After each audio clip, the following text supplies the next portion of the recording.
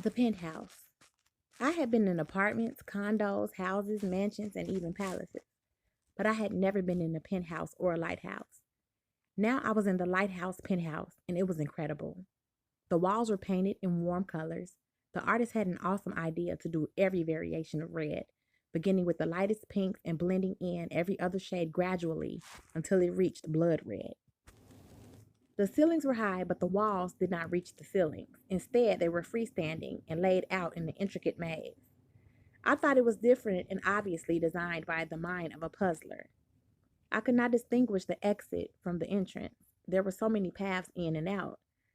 You would have to have lived here for a long time to know all of the routes. He knew. All I can do was follow him. Left, right, left, right, left, left, left. And we ended up in the living area layout, facing an aquarium with a shark swimming in tons of water alone. The floors were all white marble. The white leather rectangular soft pieces had no backs but looked extremely expensive and comfortable. Are you afraid of sharks? He asked me. I'm not afraid of nothing. That shark is in the tank. I'm out here with you, I said. I like a woman who is fearless, not afraid of the same things that every other woman and most men fear the most. Did you put the shark in there to scare people away from your place? I asked him, since it was our first stop on the path he chose through his maze. No, I'm a collector of the living and dead things that are feared the most and that most run from or cast down or aside or away, he said. I didn't reply. What do you feed him? I asked. She's female. Her favorite food is dead or living human beings. Right now, she's digesting Bridget. Only her fingers, arms, and breast remain. I had my tank attendant freeze the rest for next feeding, he said calmly.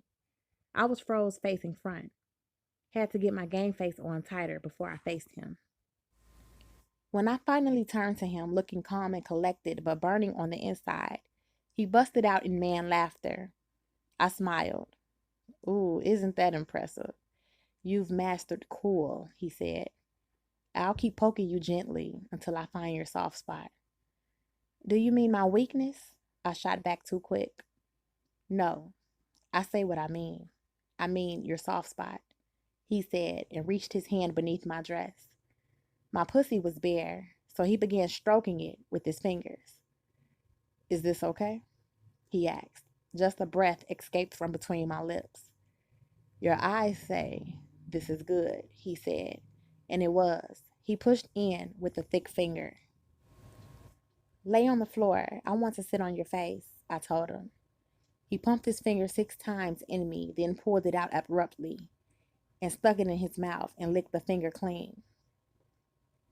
Not all pussy is for eating, he told me calmly, but your pussy tastes like my favorite fruit.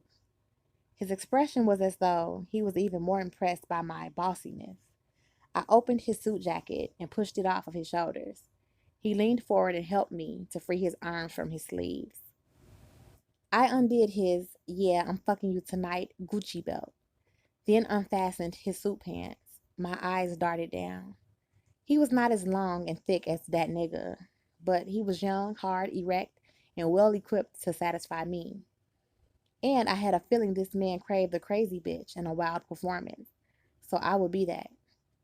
He was fully naked. I stepped in close and bit him roughly. He looked surprised. Then he looked excited. He put his finger to the spot I bit and drew back his hand and saw a tiny bit of blood. He smiled. Only because I know a gentleman like you doesn't beat women, I teased and taunted, then slapped the shit out of him and mushed his face down to my waist. Lay down. I bossed him in a sexy command. He did. I positioned his head between my thighs, then squatted onto his face. All he could do was enjoy his fruit. His tongue felt nice down there, nice enough for me to explode. When I did, I surprised myself and screamed out. I forward rolled over his head and collapsed on the floor. Now we were both in the lying position, head to head. We both jumped up swiftly. We both were on all fours facing one another. He smiled deviously like he was having more fun than he expected to have. He growled. I growled back. He smiled again. You thought I was a doll? Fuck that. I'm a tiger. I told him and lunged at him. We wrestled. He dragged me by my foot. I broke loose. Now we were both standing, glaring at one another. He used his foot to hook the back of my ankle. I fell. He flipped me over. I flipped back to the front like an acrobat. No ass, I yelled, my chest heaving. No ass? He laughed like, what the fuck? A man is supposed to prefer pussy. You are a man, aren't you? I taunted him. He leaped at me like a leopard. I cocked my legs open. That's right, nigga. Pussy hole. He humped in the sitting position. Well, damn, Bridget gasped. She must have been quietly tiptoeing or running through his maze. Barefoot, she stopped short the moment she raced into the corner where he and I was going at it, humping seesaw style. He turned his head back to see who entered our space. I snatched his face back and held it. We ain't finished, I told him, ignoring Bridget. You're so exciting, he said. You even like when others watch. Still pogoing and my adrenaline out of control, I was mounting to a next orgasm and didn't want to be interrupted or cheated out of it. 6 more pumps and I threw my head back. Ugh, I exhaled, pushed him off of me, and rolled onto my belly. After catching my breath but still huffing a bit, I asked, Bridget, where you headed to? Before she could even explain herself, I rolled my body over his and laid my belly on his back and covered his eyes with my hands. I was concealing him. I didn't want her eyeing my new nude jackpot fuck buddy. And even though she was fully dressed, I didn't want him eyeing her either. Nowhere, she said as though she was at a loss for words.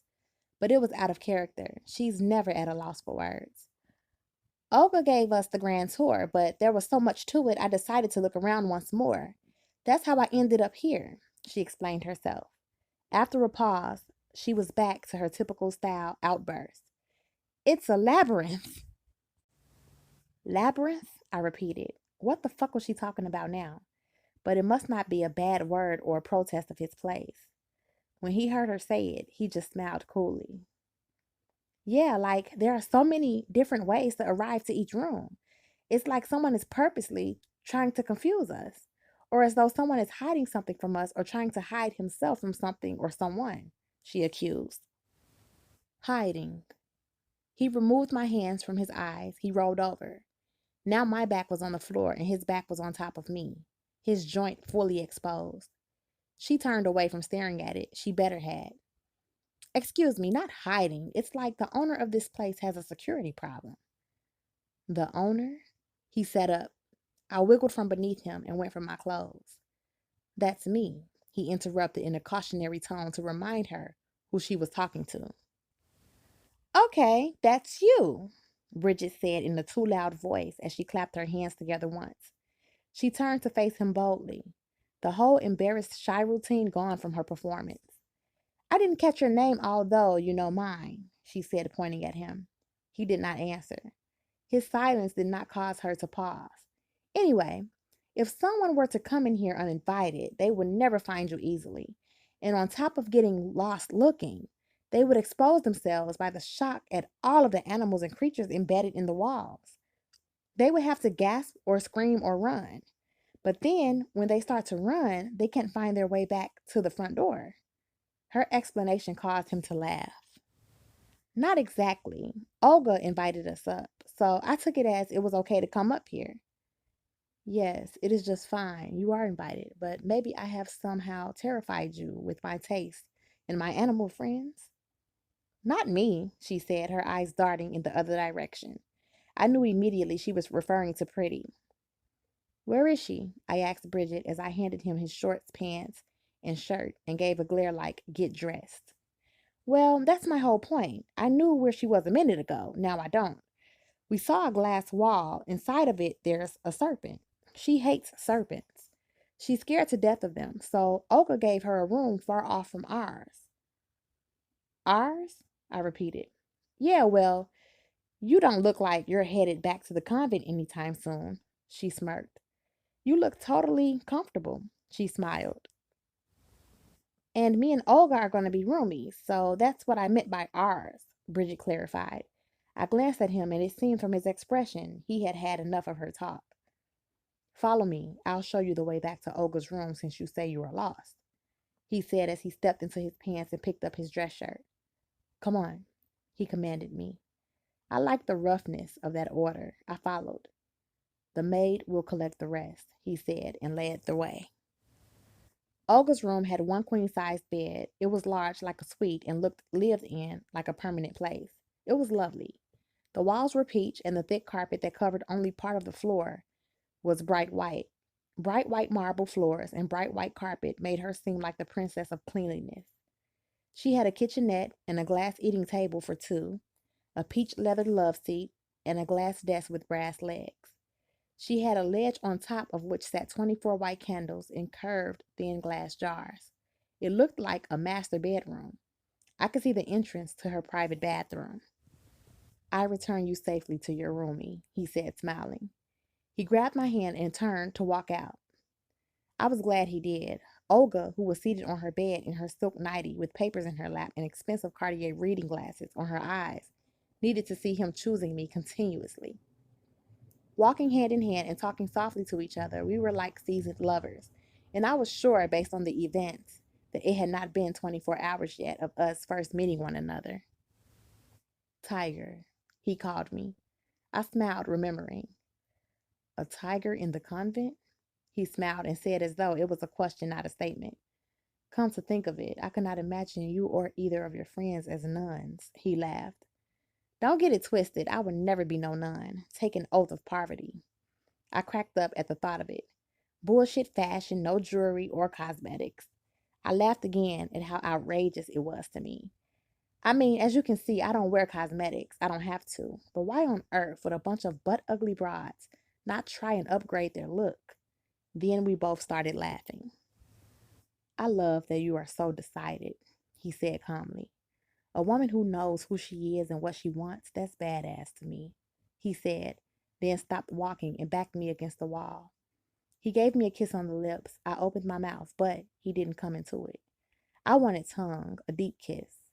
I had not been tongued down in more than 15 years. For me, the kiss is the seal. The lust and the fucking comes easily. It's a must. But somehow the deep tongue-on-tongue exchange is the most intimate for a woman. Tell me more, he said, his body pressed against mine. Mine pressed against the wall. He was massaging my butt. It felt good. However, I remembered what Succubus said about how, alive or dead, humans are forbidden by the one who she calls the tyrant, who he called Allah in his speech what seemed like only a couple of hours ago. I don't believe in or care what the one, aka the tyrant, aka Allah, said or says. But I did care about the punishment of being turned into an animal for exceeding the rules and butt fucking. I still couldn't figure out if it is the one turning us into animals for butt fucking or if it is the man who's fucking me. Either way, solely for the protection of myself, the business I plan to set up, the fucking I want to be able to continue to do, my ass is off limits, closed, an exit, not an entry. I squeezed my ass cheeks. Maybe it was an impulse, a way to express to him without words that I meant what I said when I told him, no ass, right before he rumped in the shark space, what seemed like a few minutes ago. Relax, he said. I won't deny you anything, but anything you deny me, I'll supplement. Deal? Supplement? I repeated. He smiled and pulled back a little, creating a slight space now between he and I. Bargain elsewhere, he said, because I know you want me to have all that I need, even if you are not the one to offer it to me. I caught on. I was quietly moving the thoughts in my mind in a hurry. How much did I care if he gets it on with other women? I only just met him. He was a good time for sure.